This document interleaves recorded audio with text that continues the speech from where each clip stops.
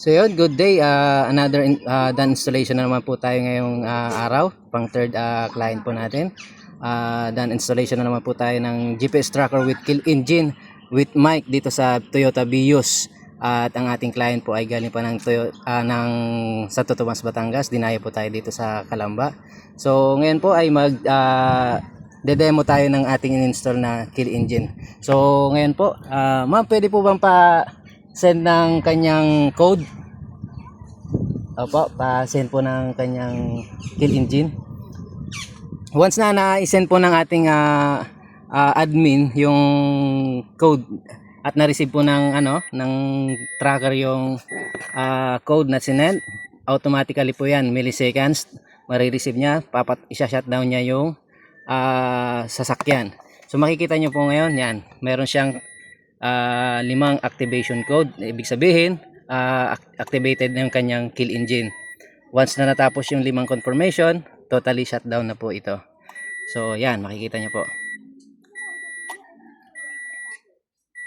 yan, totally shutdown na po yung ating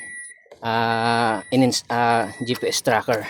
At yung wala na yung power yung ating sasakyan. So maganda po ito kapag meron po kayong sasakyan at nagpaparent po kayo ng inyong sasakyan. Mabilis nyo mababawi yung inyong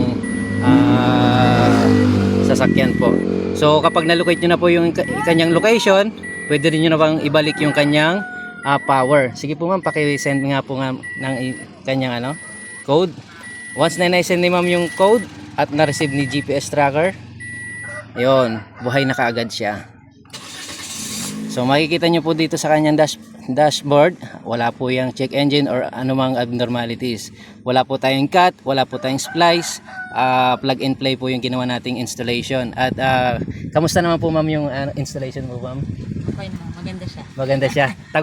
Tagong-tago po ba ma'am? Oo. May re-recommend daw niyo po ba ma'am? Wala akong makikita na kahit anong wire. Wow. Sa labas. Yun. Kung i-rate niyo po ma'am, ilan po? 1 to 10? 10. Wow, thank you po ma'am.